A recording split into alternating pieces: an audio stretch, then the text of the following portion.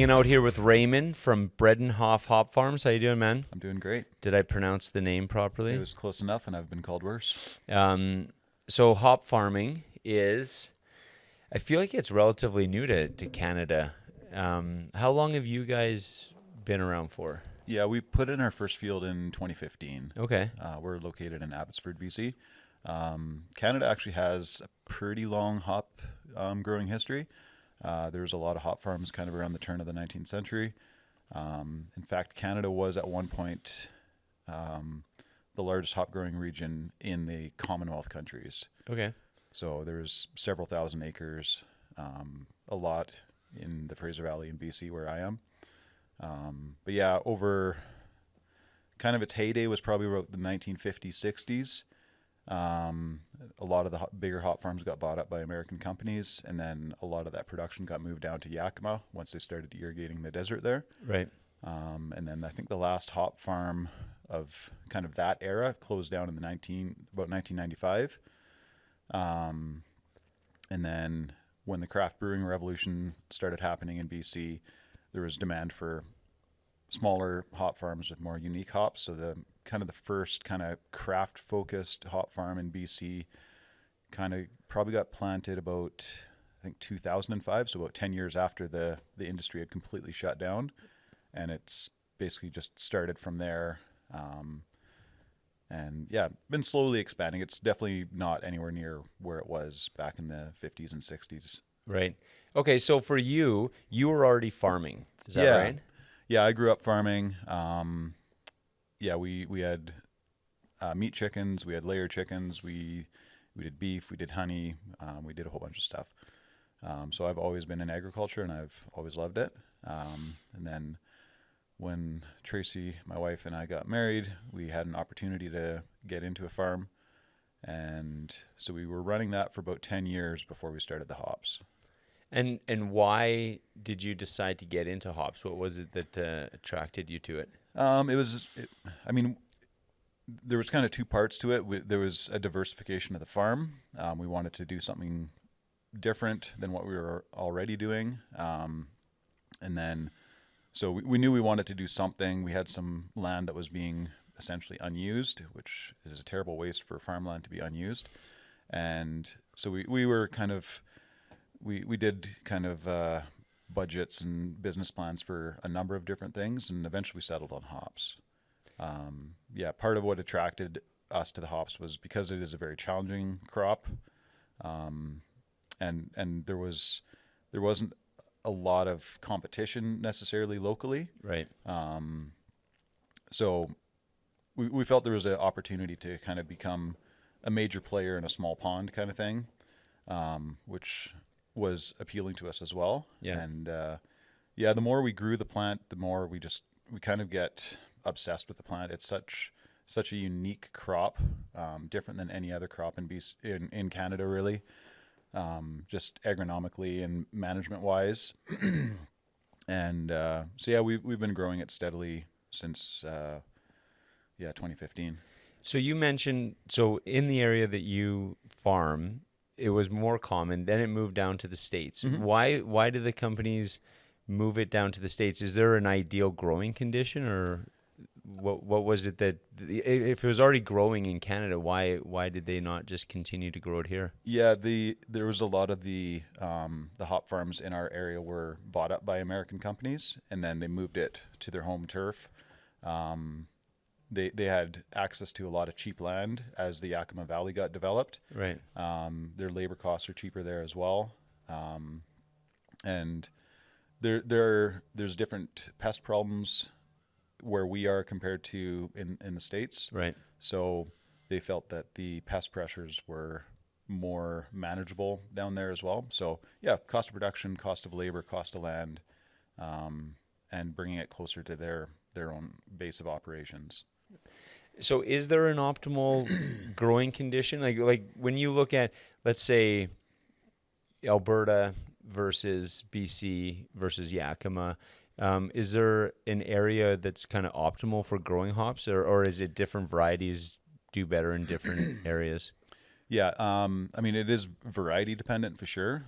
Some varieties are susceptible to certain diseases that are more prevalent in certain climates.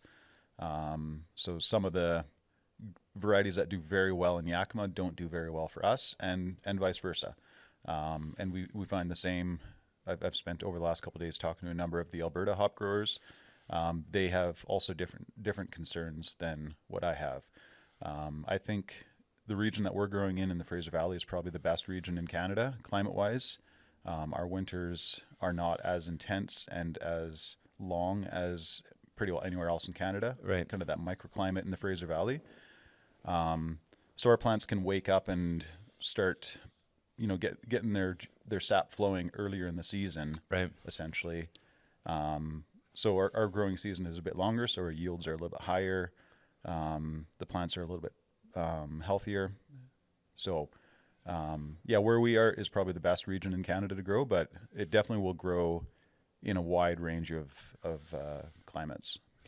So in terms of sizes, like farm sizes, I'm curious what the industry looks like, in BC, in Alberta, and then comparing it to, places like Yakima. So let's start with just your farm. How many acres are you growing right now? Yeah, so we're growing about 25 acres right now, that I'm managing personally, and then we have a number of other growers, other families that have their own land, their own hop fields, and then they grow. We purchase all their crop, do the processing, and then distribution for them. So in our, I guess, portfolio, there's about 50 to 60 acres, which probably puts us as one of the larger hop farms in Canada. I'm not really sure exactly if there's bigger ones or similar size. And compared to like the Alberta hop growing industry, it seems like there's a lot more kind of 1 to 2 acre places. Right. There's a few 5s, but they definitely generally tend to be on the smaller side. And then, so for you guys, just trying to figure out from growing, what the process is. So you grow it, but then in order to sell it to the end or the end user, so a brewery, you pelletize it as well, right? So that's right. Yeah. So we'll dry it during harvest time, then we bale it just to kind of compress it. I mean, it's big fluffy piles of hops. It takes up a ton of space, so we just kind of squeeze the air out, compress it, and then we can put it into cold storage. It's good in that condition for maybe a year or so, but usually within a month or so we start pulling the bales back out of cold storage, and then we run it through our pellet facility. Right. And then who's your end consumer, end user? Is it more local breweries in the BC area, or how far out do you get? Our focus definitely is the BC craft industry. We have sold hops into every province in Canada. We're obviously right now at the Alberta Beer Conference, so we're hoping to make some new friends here and spread our crop a bit further. We sell into some of the larger macro breweries as well in Canada. And then we've been working on developing some export markets as well. So we have a returning customer in Brazil, for example. They pretty well buy out all of one of our varieties every year. Oh, wow.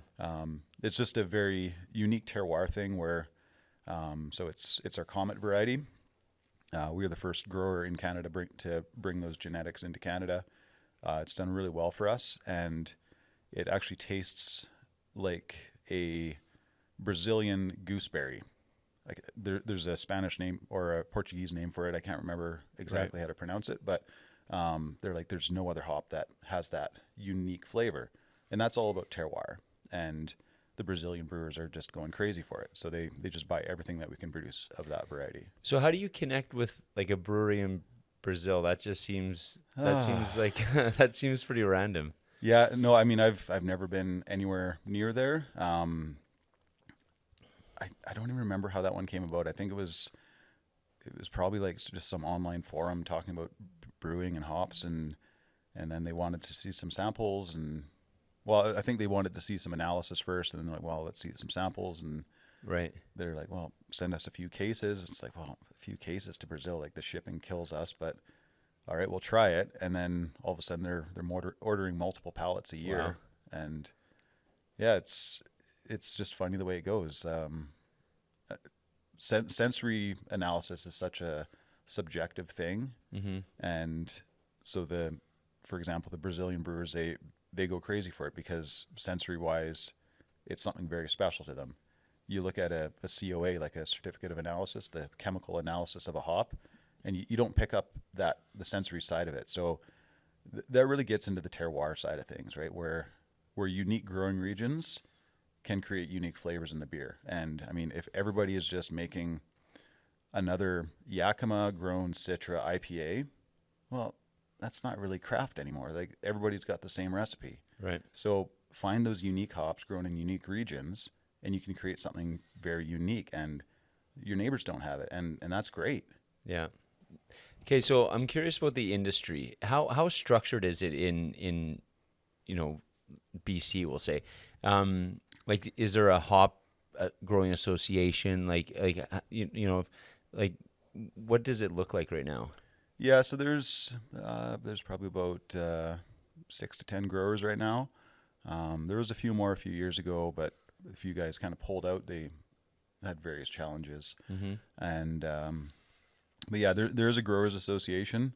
I was the founding chair of that. So a group of us got it started back in I think 2017 or 18 or so. And yeah, we do a lot of liaise with the government for like kind of lobbying for different things. We work with the BC Craft Brewers Guild. We get involved in their conferences and speaking things. We also, it's kind of the nucleus of the BC hop breeding program. So we're working with Kwantlen University, a group of growers, and a plant propagator, and we're trying to develop a new variety that's very tuned to our local climate. Because we want a variety that performs really well for us, Right. but that brewers also love. Yeah. And because we're all part of the same supply chain, so it has to work all the way along. So I was asking you earlier if you pelletize, and the reason I was curious about that is, does that help you in terms of providing a consistent product for your end customer? Like versus, I think some of the smaller places would just have the fresh hops where they Right. can use. But is your ability to pelletize, does that kind of make you a bigger player in the industry? Yeah, I mean, fresh hops are there's such a seasonal thing. Like Mm-hmm. it's only at harvest time. So like for us, harvest is like August 23rd to September 23rd ish, and so and most breweries, they only want to do 1, maybe 2 fresh hop beers, and then they're done with that. So they need a product for the other 11 months of the year, and so yeah, having our own pellet mill, we do industry standard packaging. Like everything's stored properly, and we built our own cold storage facility. So we're able to make those sales through the rest of the year. But yeah, the pellet mill was a pretty key investment to our like long-term sustainability as a business. Yeah. So for you guys as a company, and then maybe just as an industry, what are some of the biggest challenges that you guys face? Some of the biggest challenges. I mean, right now, I need more growers. I need more land. I need more hops. Yeah, that's one of the biggest challenges. So the demand is there, though. Oh yeah. Yeah, it's just a matter of so the growth, to get more land to grow more hops, like, so that's Yeah. a positive challenge, I would Oh, think. for sure it is, and it's actually a fairly new challenge for us. Like, I remember some of the early years. Like, you work all year, you grow a beautiful crop, you get everything ready, it's all packaged, and you're just like, all right, breweries, come on in, and it's just crickets. Yeah. And the next year, you start harvesting, and it's like, oh, I still got like 60% of my crop left over from last year. Like, this is not a good situation. Right. It's a little frightening, right? Because you've invested in it, and you don't really know what's going to come of it. And Yeah. it's like, well, do I keep investing in this and keep trying this? And yeah, probably in the first years, maybe our quality wasn't as good as it could be. I know we've made a lot of equipment improvements on the harvester end. Our dryers are better. Our pellet mill is better. our growing practices are better. Right. And the quality of our crop now compared to 2015 is night and day. And yeah, I'm pretty confident to say that like we're growing the finest hops in Canada right now. Yeah. And then we also have one of the largest volumes because we're working with so many other growers. Right. And that was another benefit I forgot to mention when you're asking about the pellet mill. Because we have multiple growers, sometimes some of our varieties are grown on multiple fields. There's different soil types, there's different growing practices. Right. Some guys might have harvested a day early or a day late, right? And with the pellet mill, we built a big mixing chamber silo so we can blend these lots so that the brewers, they know that when they order that variety, it's going to be the same every bag they order through the entire year. So okay, I'm thinking about it I'm wondering why. So the learning curve is huge for you from what, like you said, from when you started to now, and the product that you're making is very, very, you're convinced it's of the highest quality. Mm-hmm. I was wondering like why it took brewers so long to kind of catch on to what you're doing, but it's also a risk for them to Absolutely. change because they need to make sure that their product is consistent. So it probably took a few years to establish that trust with them. Absolutely. And that's totally fair. I mean, I have that. I've been in business for a long time, and anytime you change a supplier, there's some risks involved, right? Right. And so what we often will do is when we reach out to a new brewer, it's like, all right, just put us in one seasonal. Yeah. Just give it a try, one batch, and tell us what you think. Yeah. And if we screw up that batch, then you know.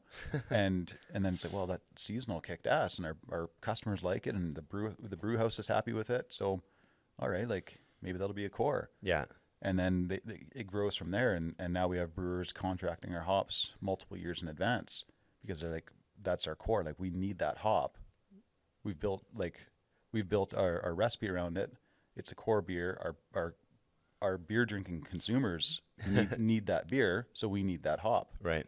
And the only place to get it is at us. Nice. So and that's a super cool thing.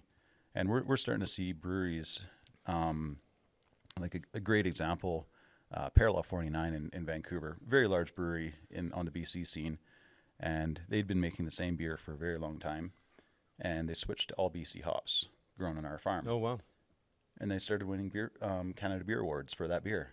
And like, we've been making that beer for 10 years. And I'm not saying it's only the hops, but you can say that. it might be part of sure. part of their success with that beer. And it's super gratifying as someone that they grow a plant, they harvest a crop, and we contribute to a recipe, and we see our customers succeeding and their customers loving it. It's super fun, so gratifying. Absolutely. So you mentioned while you're in Alberta, you're going to be visiting some farms, some hop farms. And you've had an opportunity to chat with some of the local hop farmers already. Right. So what are kind of the differences when you look at where Alberta's at with our hop industry, say versus BC? Mm-hmm. I think it's a little bit less mature than the BC industry. They're probably where we were 5 years ago. Okay. Seems like a lot of the local hop industry is kind of focused on the fresh hop sales, which, I mean, as every hop farmer that's kind of starting out, that's the starting point. You grow a crop and you harvest it, put it straight into a beer, and that's a wonderful way to start because that feedback loop is like, you grow it, you sell it, you drink beer. Like, what's better than that? Yeah. But it's not a sustainable business model yet. So we're kind of seeing them. Some of the Alberta hop growers they're getting their own pellet mills, and they're starting to have year-round sales. Yeah. And that's great. And I'm hoping that some of them will be able to soon be contracting with their local brewery, where like our pale ale is always Alberta Cascade or whatever hop, and then that starts creating the confidence for a grower to be like, all right, well, I'm going to put in another 10 or 20% of a field, or I'll expand my acreage a little bit, and just kind of grow slowly. And that's great. That's how you grow a small business. Yeah, absolutely. So when you look for yourself, 5 years down the road, what's your vision? Where do you see your specific company, but then also the industry? How is it evolving? Well, like 5-year plan kind of thing for us personally. We're gonna definitely continue on the slow but steady growth model. I definitely don't want to like double production year over year. Right. I don't think it doesn't fit my level of risk comfortable. Yeah. But we're going to continue to grow slowly. Yeah, we're making new customers all the time, and our new customers have the funny habit of turning into return customers. Yeah. And which means I need more crop, and yeah, it's a lot of fun. So I love growing the crop. I love working with the brewers. Yeah, events like the Alberta Beer Conference, they're a lot of fun. You get to talk to lots of interesting people. So yeah, we'll probably kind of stay on the same plan. Probably the biggest change will be if we get a really good variety come out of our breeding program. Yeah. That could be a total game changer. But we could spend 7 years on that and get nothing. We could spend 15 years on it and get nothing. Yeah. But we might get lucky on our first release. We don't know. That's cool. What is it about your business that you're most passionate about? Is it that experimentation, or what do you kind of like? What do you love the most about it? I mean, first of all, it's the plant, the actual Humulus lupulus, the hop plant. Right. It's such a beautiful plant. It's such a rewarding plant to grow. Like the rate at which it grows and how responsive it is to our agricultural practices. It's just a beautiful plant to watch. Like, is it a fast growing plant? Like it's weird to hear you describe it like that, because like, what is it that's exciting about that specifically? Yeah. So like where we are, a lot of times we'll have like a bit of a warm patch in January where the frost actually comes out of the ground, and we'll actually start seeing the first buds come out of the ground in January. In January? Yeah. Oh, wow. I mean, we usually get cold again in February, Right. and that all gets killed off again. Yeah. But as soon as we get the last frost, the plant it wants to come out of the ground, and we got to get the strings in the ground because the plant wants to climb. And yeah, we get a hot patch in like late May, early June, and the plant's going like, I don't know, 30 centimeters a day sometimes. Really? In height. Yeah, it's ridiculous. So it seems like high maintenance. Like, you know what I mean? You're not, because you're literally having to like, like how does it work? Like you're building structures for it to grow up. Is that right? Yeah. Every field has a big trellis structure about 18 feet tall. And then every year we have to put new strings in, and the plant will climb up the string up 18 feet. Yeah. So in the winter, it just kind of looks like a empty field full of fence posts. Yeah. It looks kind of sad actually. But then as the plant grows, the whole field just turns green, and then by late summer you got all these hop cones growing everywhere, and it's just this quiet, peaceful little piece of paradise. Nice. Is it similar to growing grapes? Like I'm visualizing. Does the plant itself, as it matures, does it take on, like, for example, with grapes, right? Mm-hmm. Like they have different, like their vineyards would be different ages of Right. Like, do you find that your hops change over time, or are they new plants every year? No, it's a perennial crop. Okay. So whereas grapes are more like a bush crop or a shrubby crop, where the actual above ground growth will stay there over winter. Okay. And then you'll just get new buds and branches growing off that stem. Okay. At the end of the year for us, we basically take the whole field right down to the dirt. And so it looks like the field is empty. Right. But all those root balls, those crowns, are still in the soil. Gotcha. And they just stay there all winter, just chilling out. And actually having enough cold in the winter is actually really good for the plant. It kind of resets its internal clock. And then once it starts feeling the warmth of the soil again in the spring, that's when it starts pushing up shoots. And does it take on a different flavor profile as it matures or as it gets older? Not really. No? It's not age related. It's Okay. more, I mean, the way you fertilize, the weather that we get that year, those can all be small factors. But like, you're never going to get like crazy, like you're not going to get a Cascade that tastes like saws. Yeah. Like the oil profiles is what creates the aroma. The oil profiles creates the aroma and flavor, and some varieties they're really high in caryophyllene or myrcene or whatever terpene you want to look at. Right. And those levels will vary per year. Yeah. But some varieties just they never get farnesene, for example. It's just that variety, the way the hop cone develops and the lupulin glands develop, it just doesn't do it. Would something grown in BC versus something grown in Alberta take on different flavor profiles if it was the same plant? Yeah, the same genetics will develop. It won't be like a drastic difference. It'll Right. definitely be nuanced. Sometimes the intensity will be different in one region or another, Yeah. depending on like the length of the season, for example. So sometimes the regions that have a shorter growing season, so they have a later frost in the spring, an earlier frost in the fall, their growing season is much more truncated, and the oils don't have enough time to fully develop. Right. So the flavors might be a bit more muted.